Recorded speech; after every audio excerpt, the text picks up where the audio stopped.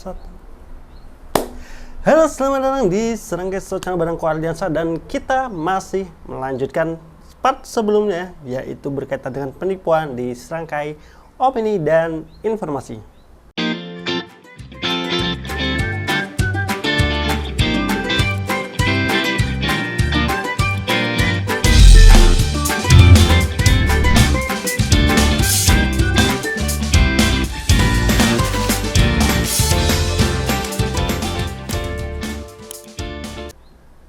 Nah, seperti janji aku sebelumnya, aku akan menceritakan soal kasus penipuan yang pernah aku alami berkaitan dengan marketplace. Dan kali ini kita akan ngobrol 3 hal. Yang pertama berkaitan dengan penipuan terkait all shop, belanja online shop.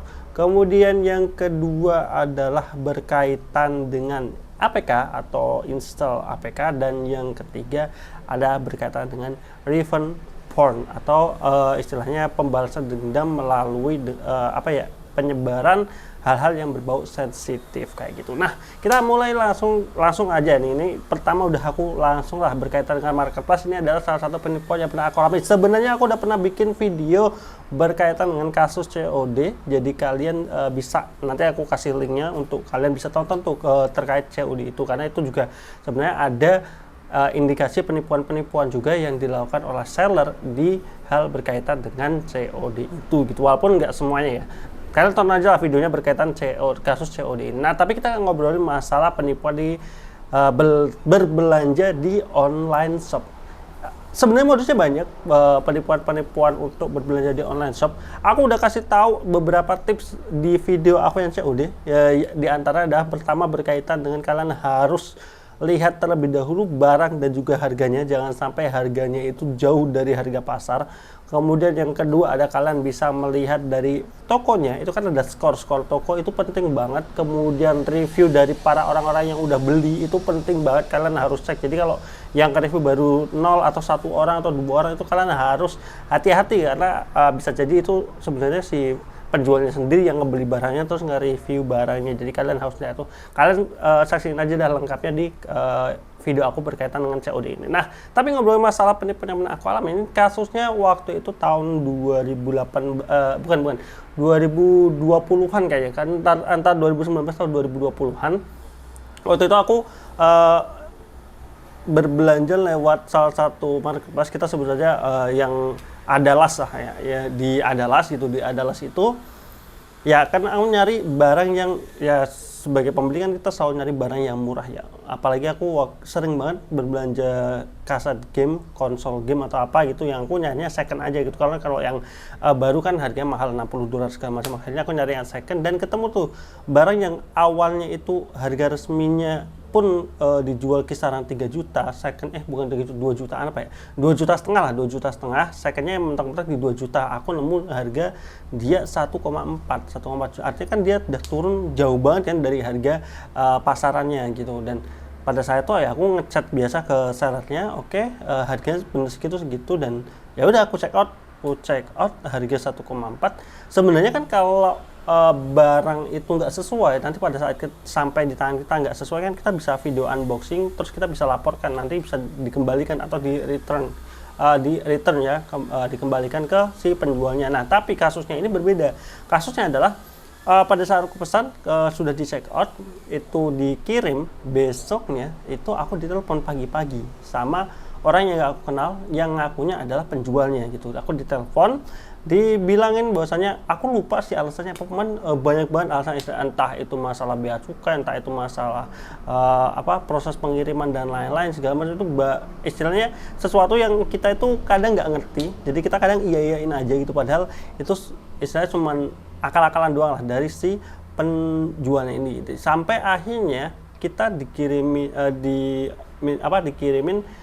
sebuah kode, sebutannya kode OTP. Kita dikirim kode OTP dan kita harus membacakan kodenya itu berapa gitu untuk bisa di check out, istilahnya kemudian diproses sama si pengirimnya itu.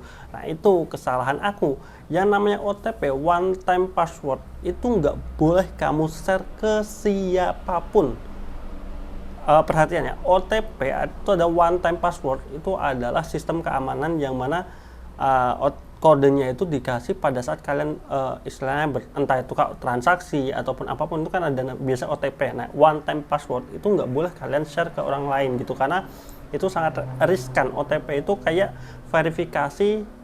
Jadi kadang kalau kita masuk email nih, kita udah masukin password emailnya, terus nanti habis itu harus verifikasi lagi. Nah, itu kayak lapisan kedua atau lapisan ketiga sistem pengamanan. Jadi lapisan pertamanya kamu masukin password, lapisan keduanya kalian misal disuruh masukin kode OTP ini. Kenapa harus ada kode OTP gitu? Kode OTP itu biasanya dikirimkan ke nomor HP yang terdaftar gitu. Jadi kalau misalkan ada orang lain login akun kamu di email atau di laptop yang nggak kamu pakai, itu kan berarti dia tahu passwordnya, tapi ketika dia mau masuk dia harus pakai OTP gitu. Jadi kalian bisa memantau lah istilahnya akun kalian, ternyata ada yang mau masuk, apakah itu kalian atau enggak gitu. Jadi makanya OTP itu nggak boleh kalian share gitu, kecuali misalkan di kasus-kasus tertentu, misalkan kalian lagi ada di teller bank atau apa gitu yang memang membutuhkan kode itu untuk verifikasi atau aktivasi atau apapun, nah itu mungkin boleh. Tapi kalau untuk hal lain yang sifatnya itu kalian ngobrol jarak jauh, itu nggak boleh ya, OTP nggak boleh dibagikan. Bahkan lewat telepon pun yang nama kode OTP itu tidak boleh diserahkan. Nah, itu yang kesalahan aku pada saat itu, aku nggak tahu. Jadi di telepon kita akhirnya dapat kiriman kode OTP-nya, aku sebutin, gobloknya aku sebutin. Jadi ternyata itu tuh kayak semacam, jadi gini, mereka mengirim barang, belum kan, kalau barang itu tidak bisa diselesaikan kurang dari 24 jam ya. Habis 24 jam baru kita bisa selesai. Kayak misalkan kita pesan barang sesuatu, selesai lebih awal sebelum 24 jam, itu kalau kita pencet selesai, itu pasti nanti ada notifikasi lagi apakah benar sudah selesai, karena belum 24 jam kayak gitu. Nah, kalau nggak, ya itu itu. Jadi pada saat aku kasih OTP, tiba-tiba ya udah telepon selesai, tiba-tiba apa? Pesanan selesai tanpa barang terkirim. Otomatis hilang dong duit aku 1,4, dan itu juga full kesalahan dari aku, karena aku ngasih kode OTP ke si sellernya. Itu bukan istilahnya, kalau bisa dibilang kita buat laporan ke pihak adalasnya atau pihak ke marketplace-nya, itu juga sebenarnya bukan kesalahan mereka, bukan kesalahan sistem atau apa, karena memang ya kita yang tidak berhati-hati terkait hal itu gitu. Tapi akhirnya walaupun di situ akhirnya aku tetap bikin ini kan, komplainan, lebih ke arah apa ya, berita acara penipuan segala macam ya. Walaupun ini salah satu yang menurut aku cukup bagus gitu, adalah masih bisa mengcover 50% gitu. Akhirnya dari 1,4 yang aku tertipu, aku dikasih uang 700 dari pihak adalasnya gitu. Nah, itu sesuatu yang aku nggak nyangka, karena aku sebenarnya udah pasrah, udah ikhlas, karena itu kan kesalahannya full dari aku ya, bukan dari si marketplace-nya gitu ya. Walaupun artinya kan sistem keamanan si adalas untuk si para penipu-penipu ini kurang maksimal lah, kurang optimal kayak gitu. Nah, apa yang bisa kita ambil dari sini? Yang pertama adalah jangan pernah ngasih kode OTP. Yang kedua adalah berhati-hati dalam bertransaksi online gitu. Jangan mau istilahnya menyelesaikan pesanan sebelum barang itu diterima gitu. Itu walaupun ini kasusnya sebenarnya juga ada di kasus-kasus berkaitan dengan PO, pre-order, misalnya PO album K-pop atau apa, biasanya itu ada yang dia minta pesanannya itu diselesaikan terlebih dahulu, karena biar dia dapat duitnya itu bisa dipakai buat pesan si albumnya. Tapi itu dengan catatan kalian harus trust banget sama si sellernya terlebih dahulu, ataupun sellernya emang punya bintang yang tinggi gitu. Jangan yang istilahnya seller baru kalian mau sistem seperti itu gitu. Karena ada sih, aku juga pernah ngalamin itu, dan itu bukan penipuan. Artinya kita selesaikan biar uangnya itu ke transfer dulu ke si penjualnya, nanti penjual kan baru punya uang buat istilahnya ngebeli barang yang kita inginkan. Itu biasanya kasus-kasus pre-order gitu, tapi ya itu tetap kalian harus hati-hati di situ gitu. Nah, selanjutnya adalah berkaitan dengan masalah install APK atau aplikasi gitu, terutama untuk Android ya, karena aku bukan pengguna iPhone, jadi mungkin aku nggak terlalu paham sistem iPhone seperti apa gitu. Nah, kalau untuk yang Android gitu, yang pertama, hindari install aplikasi dari store-store yang tidak official gitu. Official dalam arti kalau lewat Play Store, atau misalnya pengguna Samsung Galaxy Store, nah itu kalian install dari situ ya udah aman. Artinya si pihak Play Store ataupun Galaxy Store-nya itu dia sudah memastikan bahwasanya aplikasi yang ada di sana itu bukan scam, atau aplikasi-aplikasi sana bukan aplikasi-aplikasi yang mengandung virus atau apapun kayak gitu. Jadi ya nggak masalah kalau kalian misalkan ngelihat di App Store atau Play Store ataupun Galaxy Store ada aplikasi yang kalian pengen kalian download install sih nggak masalah gitu. Nah cuman yang jadi masalah ada terkadang kan kita khususnya yang pengguna Android itu kan kita pengen menginstal aplikasi yang berbayar tapi dengan gratis. Nah ini yang jadi masalah, instalasi berbayar tapi dengan gratis. Caranya lewat apa? Kalian bisa mencari sebenarnya lewat Google Chrome ataupun Mozilla atau lewat browser-browser. Nanti kan dia ada web-web yang menyediakan link aplikasi secara gratis gitu. Ada caranya untuk bisa install aplikasi yang harusnya berbayar bisa dengan gratis gitu. Dengan catatan biasanya nggak bisa update otomatis ya. Nah ini yang jadi berbahaya gitu ketika kalian nyari aplikasi-aplikasi ini melalui online, bukan melalui Play Store situs resminya, melalui web-web. Nah, si web ini kan sering banget istilahnya munculin link-link yang kalian nggak sadar itu bisa jadi virus gitu. Bisa jadi virus ataupun aplikasi yang di-download itu juga ya bisa jadi itu adalah aplikasi scam gitu. Dalam artian ya tadi balik lagi ke kasus yang di part pertama itu bisa jadi sebuah aplikasi remote gitu. Jadi itu yang paling berbahaya gitu untuk aplikasi-aplikasi virus segala macam gitu yang suka install pembersih HP ataupun pengecekan virus-virus di HP itu juga hati-hati gitu, karena kalau HP, laptop ataupun Windows itu biasanya mereka sudah punya tuh sistem istilahnya untuk pelacakan virus dan lain-lain. Dan menurut aku nggak perlu lagi karena install kayak pembersih gitu. Kenapa? Karena tujuan mereka kan tetap komersil ya. Si pembuat pembersih ini itu kan sebenarnya bisa jadi mereka juga yang bikin virus-virusnya ini gitu. Kenapa? Biar ya yang mereka buat itu laku, yang mereka jualkan laku gitu. Jadi kayak misalkan kalian apa ya, ya istilahnya kan mau bikin aplikasi untuk penghilang virus tapi nggak ada virusnya kan nggak laku. Akhirnya kan bisa jadi mereka juga sebenarnya yang nyebarin virus-virusnya terus mereka buat itu untuk menjual lah gitu. Ini sih udah bukan konspirasi lagi ya. Ini bisa aku bilang 70% faktanya memang seperti itu gitu. Jadi kalian harus hati-hati, jangan suka menginstal aplikasi-aplikasi yang kayak pembersih kayak gitu. Itu tuh malah justru bikin HP kamu lemot gitu, karena nanti malah justru apa ya, lebih banyak virus, karena HP kamu itu sebenarnya udah punya proteksinya sendiri gitu. Selama kalian tidak menginstal aplikasi yang aneh gitu, kalau memang sudah terkena virus atau apa ya lebih baik diinstal ulang ataupun di format factory ke pihak. Kalau kalian nggak paham, kalian bisa ke official store-nya gitu atau service center-nya gitu, biar HP kalian balik lagi seperti semula gitu. Ya memang lebih ribet gitu, tapi daripada kalian install aplikasi itu malah justru bikin HP kalian cepat panas gitu, karena sistem kinerjanya virus kan juga bisa bikin HP kalian panas dan lemot gitu. Terus jangan, kalau memang nggak butuh banget, nggak penting banget ya itu sekali lagi jangan install aplikasi dari sumber-sumber yang nggak dipercaya. Dikasih link sama orang yang nggak kalian kenal untuk install aplikasi apa, kalian buka install aplikasi gitu, aplikasi-aplikasi yang kalian nggak tahu itu stop. Jangan karena sebenarnya sistem default HP kalian itu tidak mengizinkan install aplikasi dari sumber yang tidak dipercaya ataupun dari Google browser itu sebenarnya enggak, kecuali kalian nanti biasanya kalau kalian mau install kayak gitu nanti kalian akan ada notifikasi untuk mengizinkan si Google itu untuk bisa menginstal aplikasi atau menginstal aplikasi dari file manager atau apapun itu.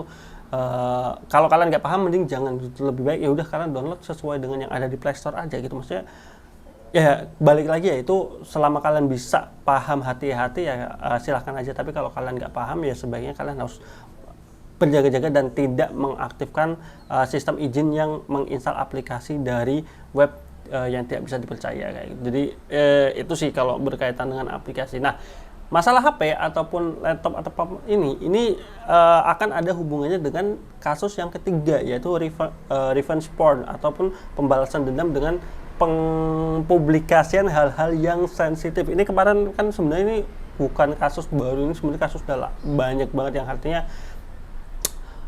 misalkan kamu pacaran terus kamu putus sama pacarmu dan pacarmu itu misalkan punya dendam sendiri ataupun apa ya istilahnya pengen balas dendam, terus foto-fotomu disebar gitu, foto-foto aibmu atau apapun gitu. Ini kasusnya nggak cuman masalah video porno ataupun hal-hal yang berbau seksual itu. Tapi mungkin kan lebih kepada kayak cuman foto-foto pribadi yang seharusnya itu tidak menyebar gitu. Misalnya perempuan yang dia berhijab tapi kamu ada foto-foto yang nggak berhijab yang mungkin itu hanya kebutuhan konsumsi pribadi kamu saja di HP kamu bisa kesebar. Jadi kasusnya sebenarnya banyak gitu. Di sini pornonya itu dalam artian hal-hal sensitif yang kamu nggak pengen itu kesebar ke halayak tapi akhirnya itu disebar.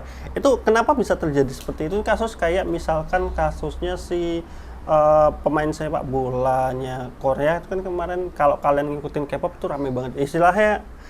Itu salah satu juga kasus berkaitan dengan revenge porn gitu. Nggak harus masalah pacaran, maksudnya teman pun bisa jadi, kan kita nggak tahu ya, teman bisa jadi minggu depan dia menjadi musuh di balik selimut gitu, ataupun hal seperti itu. Ini yang harus kalian hati-hati banget. Nah, berkaitan dengan masalah ini sebenarnya apa sih yang terjadi, kenapa ini bisa terjadi gitu? Karena kenapa ini aku masukin ke masalah penipuan, karena itu bisa jadi menjadi apa ya, menjadi ancaman gitu. Jadi kalian diancam karena hal-hal seperti ini, hal-hal yang misalkan amit-amit lah gitu, video kalian melakukan hal yang negatif itu kesebar, kalian diancam gitu untuk dapat duitnya gitu. Ataupun ya kategori, mohon maaf gitu, misalnya kalian ada video apa sih namanya, video VC lah, video call sama video call yang hal-hal negatif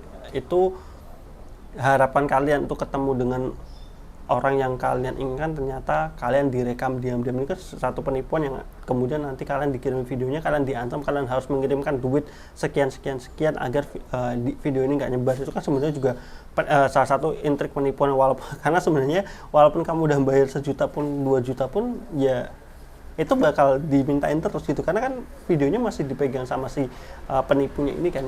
Nah, kenapa itu bisa terjadi? Ada beberapa alasan. Yang pertama adalah HP kalian hilang atau HP kalian jual tanpa pernah di-reset ataupun datanya kalian hapus terlebih dahulu. Nah, kalau masalah HP hilang ini memang yang agak susah ya. Kalau HP hilang kan kita kadang nggak tahu ya, bisa tiba-tiba hilang kayak gitu ya. Istilahnya kita belum siap-siap, masih ada banyak banget foto-foto pribadi atau video yang sifatnya private yang buat kalian sendiri, tapi tiba-tiba jatuh hilang, kan kita nggak tahu ya. Nah, itu hati-hati. Makanya sebisa mungkin ya apa ya namanya, HP cobalah sedikit diprotek gitu, maksudnya yaitu pribadi kalian, privasi kalian jangan sampai itu bisa berpindah ke tangan orang dan tersebar ya itu. Nah, kalau hilang memang kasusnya agak susah ya. Tapi kalau misalkan kalian jual, ini yang kalian harus perhatikan sebelum kalian menjual HP kalian. Misalnya HP kalian mau dijual second, entah HP ataupun laptop kayak gitu, usahakan itu, bukan usahakan, ini harus banget kalian format terlebih dahulu. Di HP itu kan ada reset factory, ada kembalikan ke setelan pabrik. Nah, itu harus kalian reset dulu lah ke factory itunya ya. Jadi semua data yang kalian butuhkan kalian backup, kalian copy dulu, entah ke laptop entah ke apa itu, kalian copy semua dulu yang kalian butuhkan. Setelah itu kalian reset, jadi HP-nya itu seperti HP baru yang isi memorinya semuanya kosong. Jadi ketika dijual, orang lain ya menerimanya HP-nya udah kosongan gitu. Karena beberapa kasus juga ya gitu, orang ngejual HP asal jual padahal di dalamnya masih banyak data-data tersimpan tuh. Mungkin udah dihapusin tapi dia lupa kalau galeri itu kalau habis dihapus itu kan masih tersimpan di keranjang sampah ya sebutannya kalau di HP itu, atau di recycle bin. Nah, itu kan sebenarnya masih bisa dikembalikan lagi datanya. Jadi itu yang harus banget hati-hati. Laptop juga sama gitu, kalau misalnya mau dijual ya kalian install ulang dulu aja, di reset ke setelan pabrik. Ada kok di laptop, nggak harus ke kalian service center untuk install ulang Windows kalian. Jadi kalian bisa hapus semua data yang ada di laptop ataupun di HP kalian. Terus yang ketiga adalah kalian harus hati-hati dalam menyebarkan berbagi ya, yang namanya hal-hal yang berbau sensitif ataupun ya ada unsur-unsur pornografinya itu, entah itu teman, entah itu pacar. Apalagi pacar pun kan masih bisa putus ya, teman bisa jadi orang jahat. Maksudnya hal-hal seperti itu harus hati-hati, jangan sampai kalian niatnya itu ya berbagi antar teman karena kalian udah nganggap terlalu deket, tapi ternyata kemudian dia bisa menjadi musuh kamu, yang akhirnya aib-aib kamu nanti disebar-sebar gitu. Dan itu kan bisa juga nanti digunakan untuk mengancam kamu, melakukan pengancaman kalau video atau foto ini nanti kalau nggak mau aku sebar, kamu harus transfer aku uang segini gitu. Nah itu yang harus hati-hati kayak gitu. Jadi kalau berkaitan dengan revenge porn ini ya lebih kepada sebaiknya hal-hal yang berbau sensitif, negatif dan lain-lain ya jangan direkam gitu. Maksudnya aku bukan mau mengajarkan sisi istilahnya apa ya, negatifnya untuk dilakukan tapi nggak direkam. Maksudku dalam artian kalau kita tidak bisa mengerem aktivitas yang negatifnya itu, ya walaupun tetap direm, tapi artinya nggak perlu lah direkam-rekam di foto-foto atau segala macam gitu, karena kita nggak pernah tahu itu bisa menyebar kapanpun aja gitu. Jadi sebaiknya itu hindari hal seperti apa, video call yang berbau pornografi atau video VC yang agak menjunjung seperti itu, sebaiknya stop gitu kan. Itu bisa direkam dari HP kalian. Katakanlah aplikasi ini bisa kok kalian HP-nya nggak bisa direkam, ada sistem HP yang bisa ngerekam layar kan, bisa kok nanti kalau direkam tetap hitam.